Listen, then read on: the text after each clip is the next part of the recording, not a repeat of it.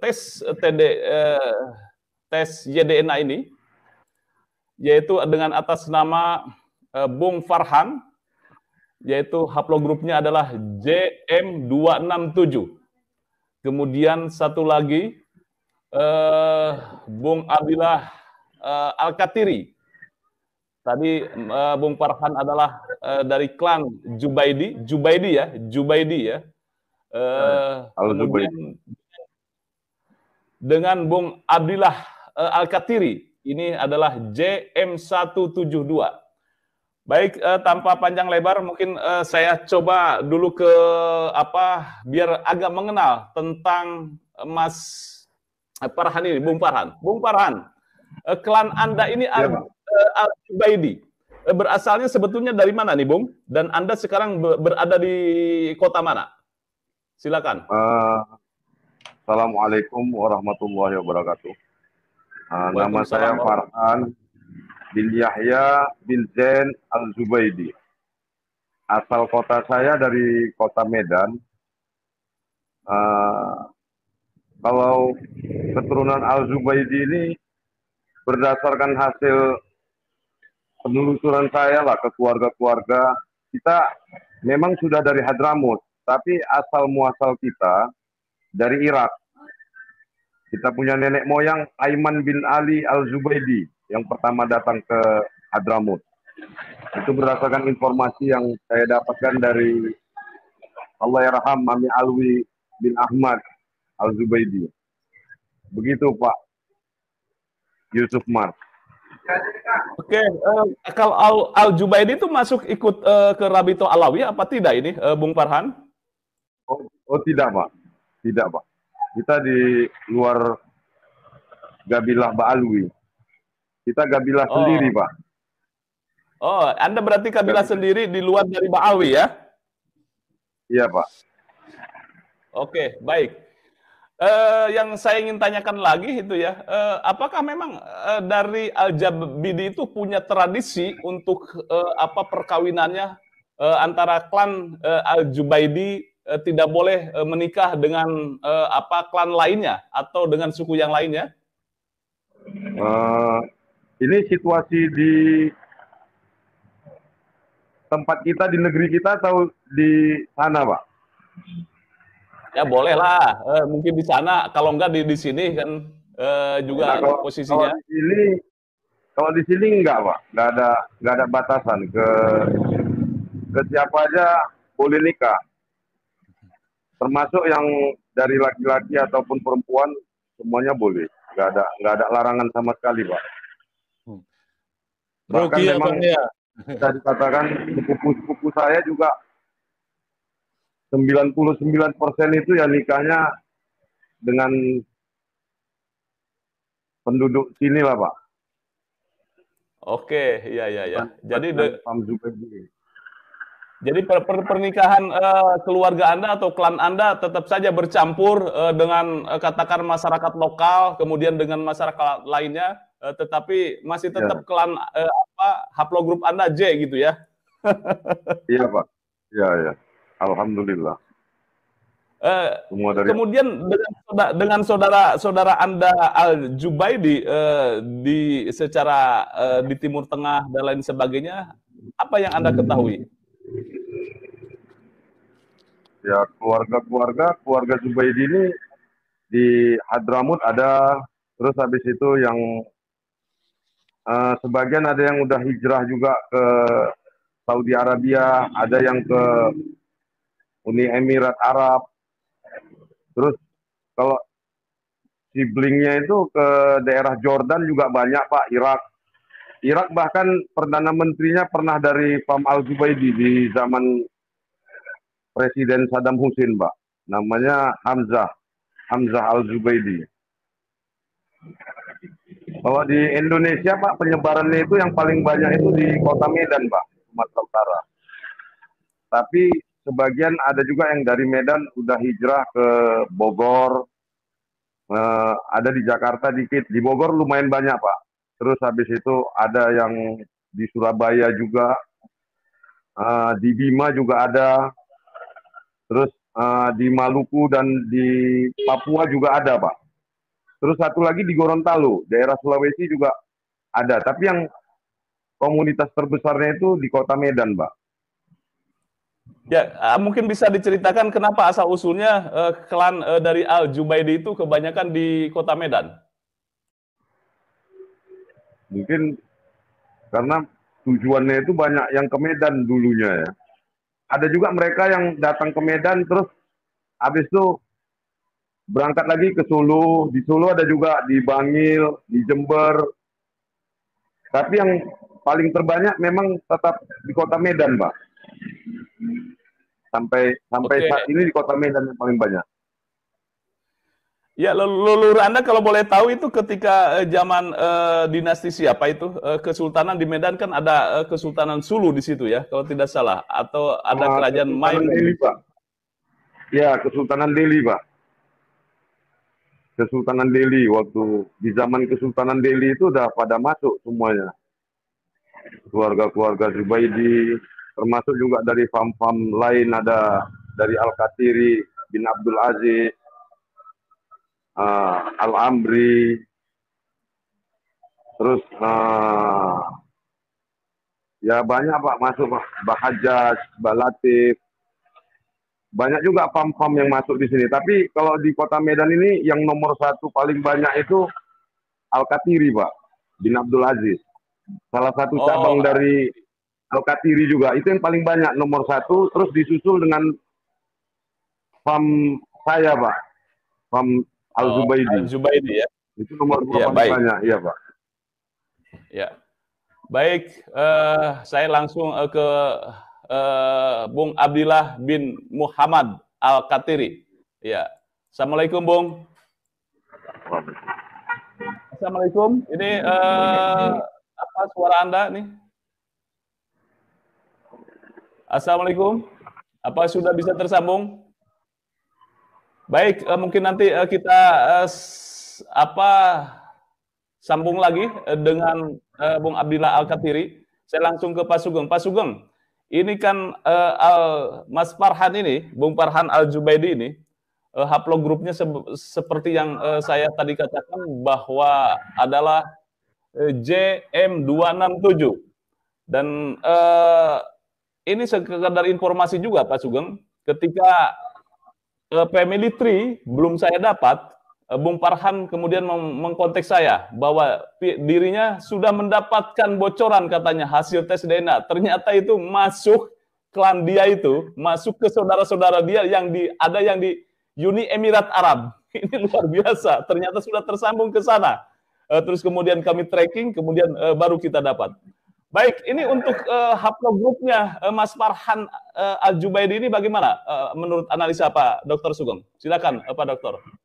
Oh gini, itu kan baik Mas Farhan atau Mas Abdillah itu baru tes haplotype, belum haplogrup sebenarnya. Jadi mereka dites 37 SDR. Tapi kalau ada saudaranya yang lebih dulu tes, kemudian nggak ada selisihnya, jadi ketahuan haplogrupnya. Jadi Mas Farhan ini paling nggak di JY10887. Itu ya kalau itu masih satu haplogrup dengan Bani Tamim, Bani Otaibi, Bani Mutairi yang suku-suku Arab tuh. Ya orang bilang kalau nggak salah kan Zubaidi itu Qahtani, saya nggak. Itu mungkin keluarga Mas Farhan nanti yang menelisik ya. Tapi kalau secara genetik itu ya masih keturunan Nabi Ismail insya Allah. Itu yang jelas. Wah, luar biasa nih kan. Subhanallah ini. Selamat dulu deh gitu ya ke Mas Farhan. Dari sisi haplogrup ini Anda seperti yang dikatakan oleh Dr. Sugeng. Silakan lanjut Pak Sugeng. Cuma harus dipastikan ya Mas Farhan ya. Nanti Pak Yusuf harus apa ya? Kita kan masih kalau SDR itu prediction, tapi kalau saya lihat saudara-saudaranya kemungkinan Mas Farhan ini di mana ya tadi haplogrup apa ya lupa saya. Sepertinya di B12863 sepertinya. Tapi ya itulah yang paling pasti di 1088 maaf. Sebentar. JY10887. Ini saya duga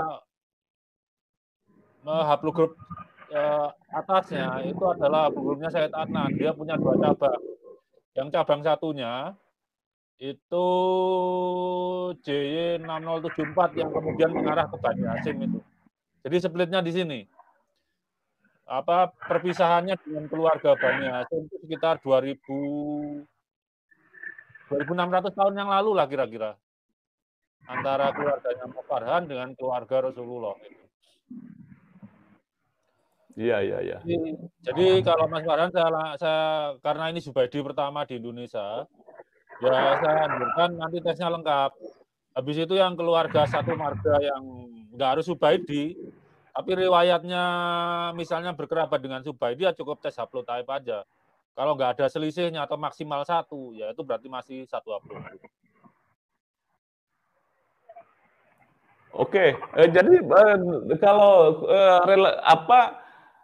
keterpautannya dengan Bani Hasyim itu seperti apa ini? Apakah mungkin sepupuan atau bagaimana nih kira-kira nih? Sepupu jauh, kakek bersamanya 2600 tahun yang lalu. Kira-kira. Oh, iya.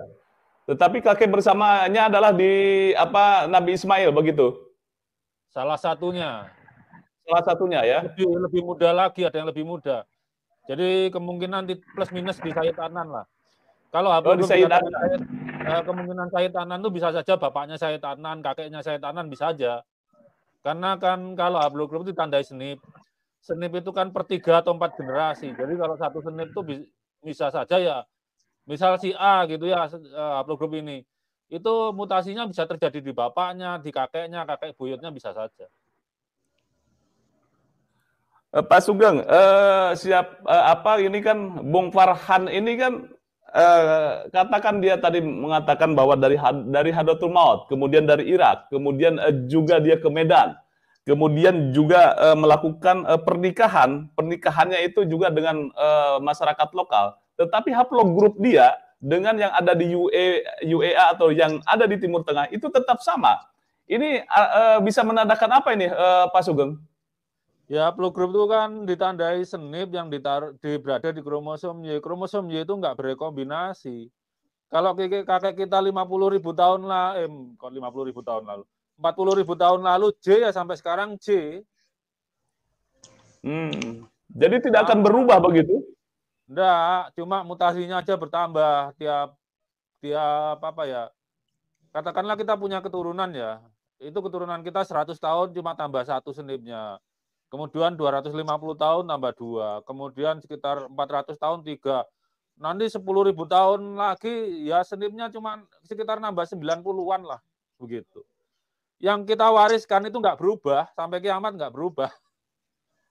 Nggak, artinya mutasi itu katakan Nabi Ismail ya, kromosomnya atau YDN-nya adalah J. Kemudian mutasinya itu bisa ke G atau ke yang lain apa tidak ini? Nggak mungkin. Nggak mungkin kalau dari jalur laki-laki. Iya harus ya jalur laki. Kalau itu secara biologis nyambung ya, maksudnya secara biologisnya itu kromosomnya diwariskan. Kan kalau ya kita dalam sejarah manusia macam-macam lah. Ada yang akibat peperangan, jadi maaf tanda petik ada perkosaan segala macam. Tapi normali kalau lurus nikah terus anaknya itu lahir di dalam pernikahan itu sesuai yang dipersyaratkan syariat ya, hasil pernikahan ya insya Allah dari 40.000 tahun lalu kalau J sampai keturunan sekarang ya tetap J. Ya. Oke, di situ kecuali mungkin katakan dari kakek bersama adalah Nabi Ismail. Kemudian Nabi Ismail ke bawah memiliki putri, katakan perempuan.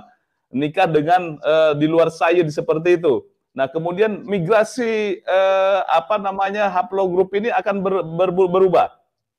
Ya ikut menantunya Nabi Ismail kalau seperti itu.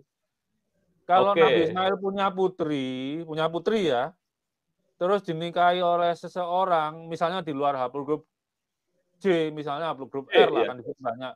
Ya cucunya Nabi Ismail ikut bapaknya R, tapi yang tetap cucunya Nabi Ismail itu. Jadi haplogrup itu hanya jalur laki-laki lurus, namanya haplogrup YDNA. atau jalur nenek lurus itu haplogrup mtDNA. Nah, jalur nenek lurus ini diwariskan oleh ibu kepada seluruh anaknya, tapi yang meneruskan ke cucu nanti juga saudara-saudara kita yang perempuan gitu. Ya, oke. Haplogrup prinsipnya seperti itu.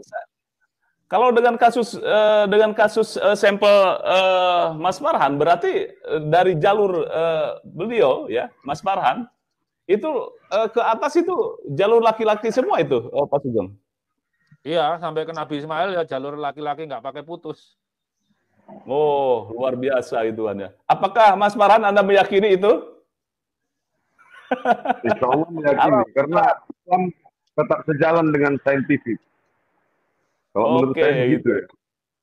Iya, jadi sejalan dengan saintifik. Karena Ya. apa? Ada yang menyaksikan bahwa tes DNA ini tidak akurat. Akuratnya hanya sampai 5 sampai 6 generasi saja ini, Dr. Sugeng. Ini kalau orang bilang begitu tuh tulis saja matematikanya lah. Ajimutasi berapa gitu. Kalau bilang akurat nggak akurat tuh harus ada hitungannya. Kalau cuma bicara aja kan ya burung beo juga bisa. Tapi menghitung itu kan kemampuan kita sebagai manusia gitu loh. Ya, baik, saya langsung ke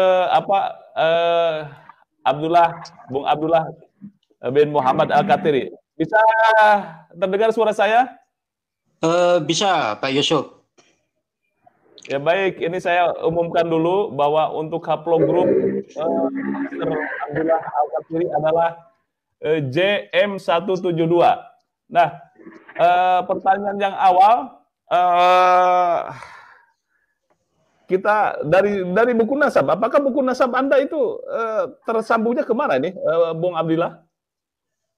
Kalau catatan nasab yang saya punya, yang saya dapat, itu sampai ke Nabi Hud alaihissalam. Oh, sampai ke Nabi Hud alaihissalam? Ya, sampai ke Nabi Hud alaihissalam. Tapi klan Anda ini bermetamorfosis itu kemana-mana ini kan ya? Ada tadi katakan Mas Farhan ke Medan, kemudian ke seluruh Indonesia, dan juga di Malang. Di Malang apakah cukup banyak ini klan Anda? Cukup banyak, cukup banyak. Jadi Al-Katiri itu sebuah kesultanan besar yang didukung oleh kabilah-kabilah Arab. Gitu. Nah, kebetulan saya dari kabilah bin Talib atau Al-Talib. Familiarnya disebut di Saudi, di luar sana itu Al-Talib nyebutnya. Gitu. Jadi Kesultanan Al-Katiri itu didukung oleh kabilah-kabilah Arab yang mendukung Kesultanan Ja'far bin Umar untuk mendirikan kesultanan tersebut. Makanya Al-Katiri itu haplogrupnya macam-macam. Gitu. Ada J1, ada J2. Tapi kalau sultannya yang asli itu J1 dia. Oh iya, oke, baik. Ya. Anda sendiri masuk ke dalam organisasi Robitoh Alawiyah atau tidak? Oh, enggak. Kita bukan bagian dari Ba'alawi ya. Atau tidak tercatat di Robitoh Alawiyah, tidak tercatat. Karena memang bukan bagian dari Alawiyin, Ba'alawi gitu. Oh, jadi beda ya ininya, organisasi dan kemudian rentetan ke atasnya begitu nih ya? Iya, beda. Ya. Kalau zaman dulu masuknya ke Al-Irsyad biasanya. Kalau zaman dulu itu. Oh, Al-Irsyad. Zaman dulu ya? Iya. Okay. Kalau tradisi di Al-Katiri sendiri bagaimana untuk pernikahan ini? Apakah boleh sistem pernikahannya gituan ya dengan sesama Al-Katiri saja atau dengan masyarakat lainnya? Kami tidak mempunyai aturan yang baku ya. Maksudnya perempuan Arab harus laki-laki Arab itu tidak baku itu. Gitu. Cuman diusahakan memang sekufu sesama-sama Arab. Tapi kalau jodohnya di luar itu ya tidak apa-apa, karena di keluarga saya banyak juga sih sebetulnya yang laki-lakinya juga bukan orang Arab juga ada gitu. Dan itu bukan suatu permasalahan yang prinsipil banget gitu, enggak. Iya. Sejauh yang Anda ketahui, apakah haplogrup Anda ya sama dengan saudara-saudara Anda yang ada di Timur Tengah atau di yang lainnya? Insya Allah ya. Kemarin itu saya dikirimi Pak Rizal hasil saya kan. Di situ ada email, alamat email. Kemudian alamat email itu saya email gitu, saya sapa gitu kan. Ternyata ketemu. Jadi saya ada haplogrup yang sama ada di Saudi, di Jeddah. Gitu. Oh, jadi ini ya, ada beberapa hal ya ketemu di situ. Walaupun Anda di sini keturunan berapa Anda di Indonesia? Kalau saya dari abi saya keturunan kedua. Kakek saya masih orang Generasi sana. keberapa? Generasi keberapa? Generasi keberapa? Kalau kakek saya orang sana berarti saya kedua ya, kedua. Atau Oh, ketiga generasi ya? kedua gitu ya. Iya. Oh ya, ketiga ya. Generasi Ketiga. ketiga ya. Ya. Baik. Terima kasih Bung Abdillah. Haplogrup Anda sudah muncul. Mungkin nanti bisa dianalisis oleh Dr. Sugeng. Dr. Sugeng, ini kan kalau Mas Abdillah ini haplogrupnya adalah JM172 dan dia memiliki silsilah sampai ke Nabi Hud. Ini bagaimana Dr. Sugeng analisanya? Itu silsilah keluarga Nabi Hud itu mungkin ya bikin project sendiri ya, Arabian J2 gitu ya. Tapi memang kalau di Arab itu bangsa-bangsa Arab rata-rata populasinya itu susunannya nomor 1 J1, nomor 2 J2, nomor 3 E itu biasanya kalau nggak dari Afrika, Mesir sama Maroko itu. Dan keempat R biasanya komposisinya begitu bangsa-bangsa Arab. Kalau R1A ya dari Persia, R1B dari Eropa gitu. Jadi ya memang antara J1 dan kakeknya mereka berdua ini, Pak Mas Farhan dengan Mas Abdillah ini, kakeknya 31.600 tahun yang lalu, itu kakeknya. Kakek bersamanya. Iya. Kakek bersamanya gitu ya. Iya, mungkin mereka kakak adik yang keluarga Mas Farhan, ya jalan-jalan sekitar Babilonia, yang keluarganya Mas Abdillah itu jalan-jalan ke Mediterania sana. Tapi mereka berkerabat dekat kayaknya, karena kalau melihat komposisi Kohanim itu, yang lineage kedua itu ya J2. Kemungkinan dari ipar-iparnya Nabi Ibrahim itu, kemungkinan ya itu ya.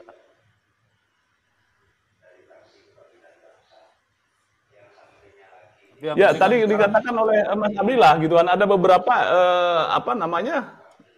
tadi ya, haplogrup yang berbeda Al-Qatiri. Ya, itu wajar. Jadi gini, seluruh Bani Arab itu yang kabilahnya besar-besar, itu tidak ada yang homogen satu haplogrup. Jadi ya nggak tahu ceritanya, bisa saja seperti tadi anak perempuan nggak punya anak laki, punyanya anak perempuan, terus ya bisa aja cucunya akhirnya dimargakan ke kakeknya, bisa aja. Walaupun itu akhirnya kan dilarang Rasulullah, tapi kejadian ini kan seperti kakek bersamanya Bani Hasyim dengan Zubaidi ini kan 2.600 tahun yang lalu sebelum masa Rasulullah. Jadi wajar kalau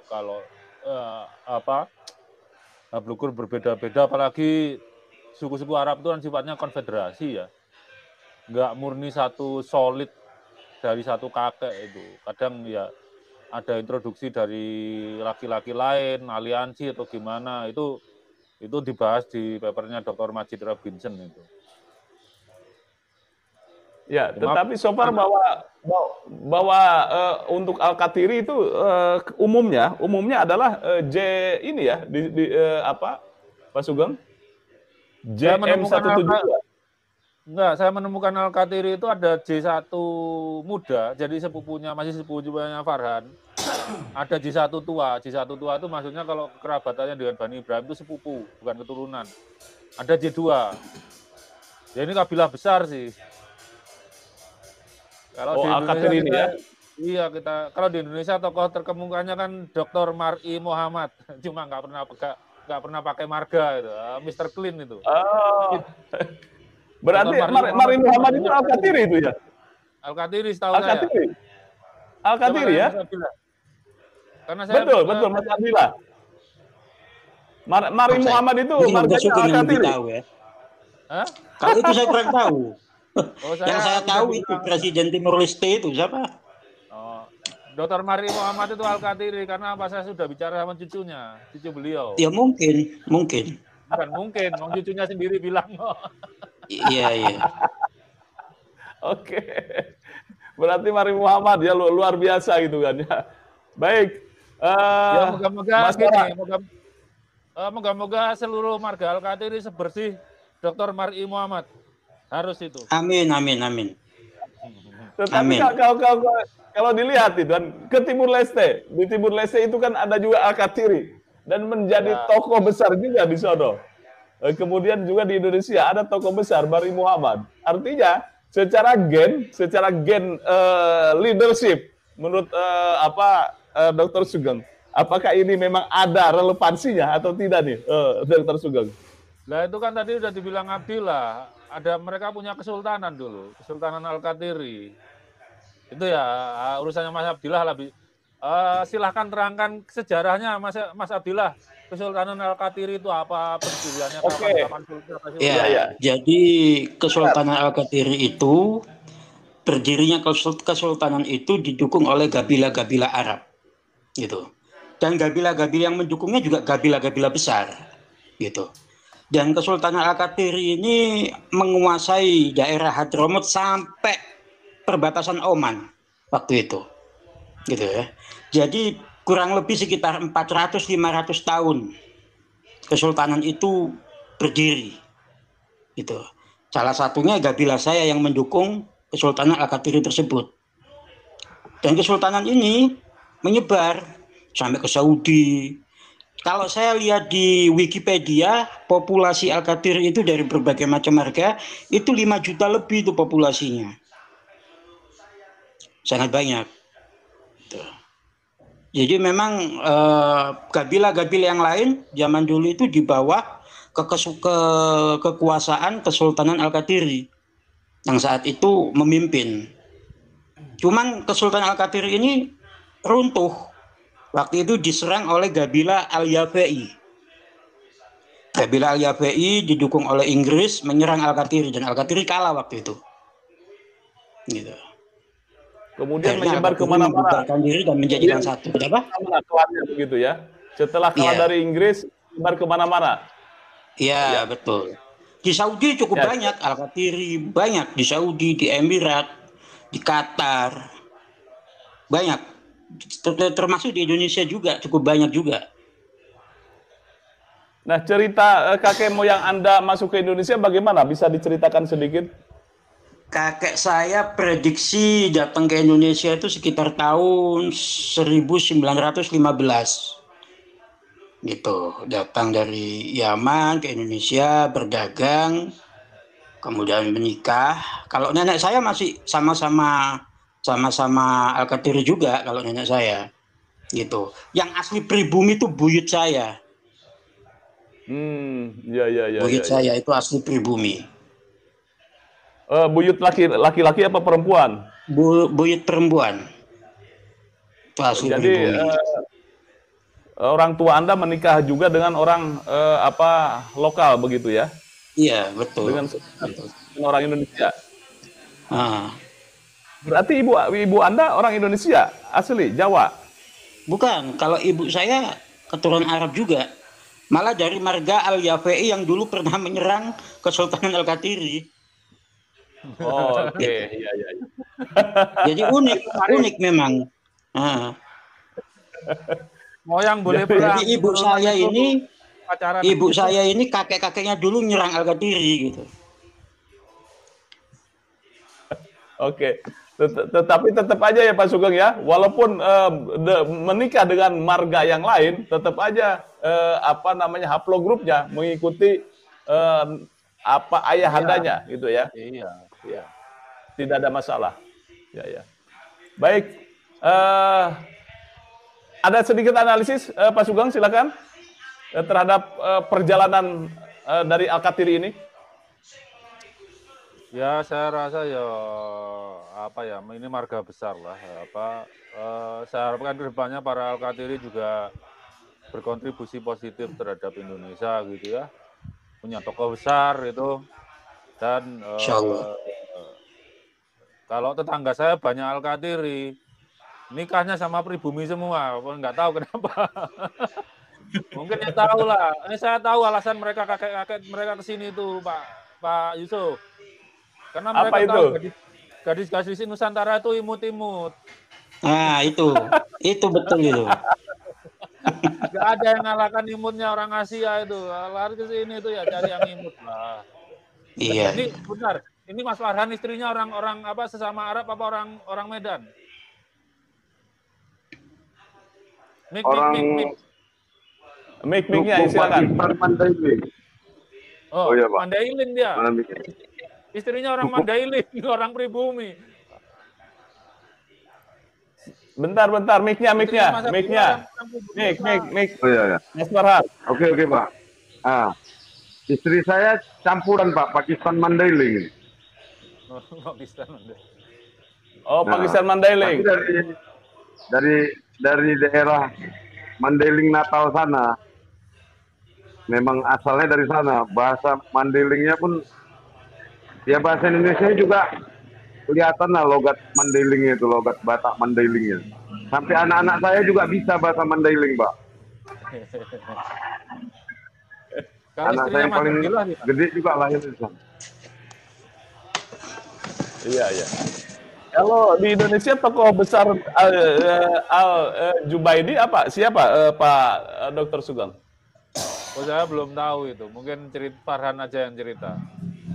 Boleh Mas Farhan, mungkin sedikit kita diilustrasikan bahwa klan Al-Jubaidi ini ya di Indonesia itu memang sudah lama dan berkontribusi terhadap NKRI. Silakan. Yang paling menonjol saya kira Profesor Salim Said ya, Pak ya. Itu juga Zubaidi, Pak, dari daerah Gorontalo ya kalau nggak salah ya. Oh, Profesor Salim Said, kamu. Pengamat militer. Yang baru, iya. Wafat. Itu Zubaidi. Yang baru wafat. Iya, yang baru wafat, betul Pak Yus.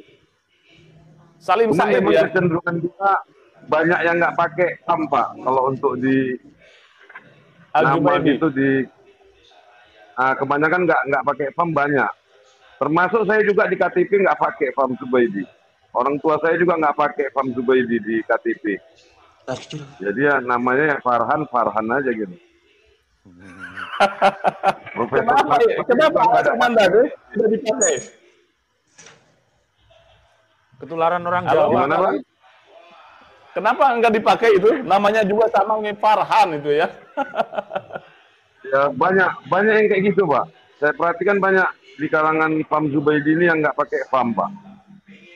Jadi udah nggak kelihatan gitu. Tapi ya kita kan tahu, misalnya si Farhan, itu anaknya Yahya gitu kan.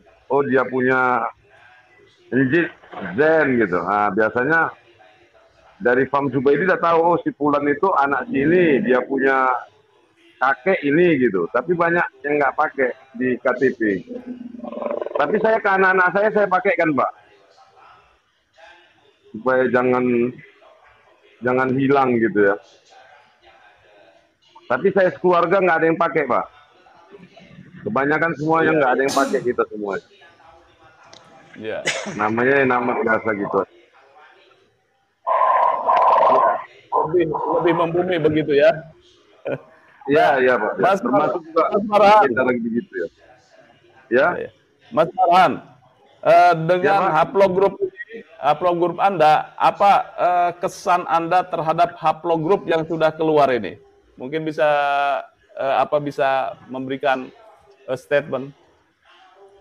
Ya kalau menurut saya semua haplogroup sama aja, Pak. Sama-sama manusia kita semua kan. Nggak ada yang lebih utama kalau menurut saya. Karena nasab keturunan, kecuali ya ketakwaan, mungkin keilmuan. Seseorang kan mulia kan karena ketakwaan, keilmuannya, keimanannya. Selain itu ya nggak bisa dijadikan sebagai ini ya untuk menunjukkan bahwasanya ketinggian atau apa. Saya rasa nggak bisa lah, Pak. Atau semua manusia sama aja. Di sisi Allah nggak ada yang beda kan. Sama-sama ditanam semuanya nanti. Insya Allah kalau misalnya wafat semuanya ditanam. Nggak ada yang bisa terbang langsung. Nggak ada. Ya kalau saya biasa aja gitu ya. Semuanya sama manusia. Semua kita ya. Memang Allah yang berikan kan. Saya juga kan nggak juga berharap saya dapat lahir sebagai orang Arab, tapi ketentuan Allah yang buat saya mungkin kan ada darah keturunan Arab. Nah begitu juga yang lain-lain. Jadi ya namanya kita sesama manusia ya, yang paling terutama ya saling sayang menyayangi siapapun dia ya tanpa pandang agama. Semua kita kan bersaudara. Dengan begitu kan sisi-sisi kemanusiaan yang hakiki itu ya seperti itu kalau menurut saya Pak ya. Kita juga sholat sama semua, sujudnya sama, semuanya jatuh kepalanya ke bawah. Ya begitu juga semua, mau raja mau apa ya sama aja. Begitu Pak pendapat saya Pak. Oke, baik. Terima kasih Mas Farhan. Kalau dari hasil analisis Dr. Sugeng bahwa kakek bersama Mas Farhan adalah di Nabi Ismail. Kemudian nanti mungkin akan kita tracking kembali, Mas Farhan. Kita update lagi, nanti akan lebih detail. Nanti akan kita tracking lagi. Mungkin 1 atau 2 bulan kita bisa kelihatan bahwa titiknya berada di mana. Kemudian juga dengan Bung Abdillah bin Muhammad Al-Katiri. Bagaimana pandangan Anda bahwa ternyata Anda punya silsilah yang menurut saya ini sangat terjaga, gitu ya. Baik dari sisi silsilah nasab, kemudian juga dari sisi haplogroup atau dari YDN-nya, dari sisi saintifik. Silakan Mr. Abdillah. Ya, kurang lebih sama ya dengan Bang Farhan. Jadi haplogroup apapun itu sama sekali tidak penting ya, sama aja sebetulnya. Selama dia bisa menjadi manusia yang baik untuk agama, untuk negara, bermanfaat, ya itu yang lebih utama menurut saya. Karena memang kan manusia mulia itu kan bukan dari nasab, bukan dari apapun, Pak. Seperti dulu Bilal bin Rabah itu, ini bicara ini ya Bilal ya. Bilal ini budaknya bangsawan Quraisy. Tapi dalam hal akhirat dia mengalahkan bangsawan Quraisy yang mungkin secara nasab Masya Allah mereka gitu. Jadi haplogroup apapun itu saya rasa biasa-biasa aja Pak ya. Justru kalau kita mungkin terlalu menonjolkan saya punya J atau apa, itu nanti akan menciptakan kesenjangan di tengah masyarakat gitu. Dan itu saya rasa juga nggak baik. Nasab, haplogroup juga merasa lebih mulia dari yang lain, itu juga gak baik gitu, gak bagus gitu ya. Itu aja sih Pak. Baik, ketika jalan-jalan atau apa, seringkali ada yang memanggil Anda Habib atau Sayyid? Saya kalau dipanggil Habib, kadang saya bilang saya bukan Habib gitu. Saya bukan Habib. Dan saya juga risih, macam malah nggak suka aja dipanggil itu karena memang saya bukan Habib gitu. Saya lebih senang kalau saya dipanggil Abdillah. KTP saya juga Abdillah gitu aja. Oh, nggak ada Al-Katirinya? Nggak ada. Iya. Ada Al-Katiri itu kalau catatan nasab aja. Catatan nasab itu ada ke sana. Nah. Oh, jadi kalau di KTP Anda adalah Abdillah, kemudian di catatan nasab ada Al, kemudian silsilah ke sana gitu. Iya, betul. Betul. Luar biasa ini. Ada yang menarik ini pada Dr. Sugeng bahwa Bung Abdillah ini KTP kalau ekspos keluar tidak ada itu embel-embel yang lainnya, tetapi kalau dari catatan nasab dia memang menjaga itu. Ini menarik ya, itu ya yang seperti solusi-solusi yang kemarin kita lakukan. Ada komentar Dr. Sugeng terhadap statement dari Mas Abdillah, kemudian Mas Farhan terhadap haplogroup yang baru kita ekspos? speakernya, Pak Sugeng. Haplogrup itu adalah sejarah atau kaitan kita dengan kakek-kakek kita. Jadi ya apa ya? Diakui, tidak perlu dibanggakan, dan itu ditunjukkan juga dalam sejarah Islam ya. Kita ingat seperti tadi dibilang oleh Mas Abdillah, Bilal itu kemungkinan haplogrupnya E gitu ya kalau dia Bilal. Atau Salman Al Farisi haplogrupnya R1A. Abu Jahal J1. Bener Rasulullah juga J1, tapi Abu Jahal juga J1 gitu loh. Jadi haplogrup itu tidak bikin Anda lebih mulia dari yang lain, tapi juga kemudian Allah bahwa kakekmu itu ya haplogrupmu itu gitu. Bahwa kita kalau kemuliaan kita ya dari ilmu, dari ketakwaan, dari kontribusi kita terhadap peradaban itu yang penting. Tidak ada keunggulan haplogrup lain dibanding haplogrup satu dibanding lainnya. Karena boleh dikata tiap haplogrup itu punya Einstein itu E. Putin R1, Kaisar Persia itu R itu. Rasulullah, Nabi Ibrahim J1, JP58 kan. Jadi masing-masing haplogrup itu punya tokohnya sendiri-sendiri, punya bintang yang cemerlang gitu di antara laki-laki dalam haplogrup. Kalau di Asia kan kebanyakan O. Peraih Nobel haplogrup O juga ada, terutama dari bangsa, saya ingat saya bangsa Jepang dan Cina deh. Kita Cina dan Indonesia, Jepang dan Cina itu haplogrupnya sama OM17.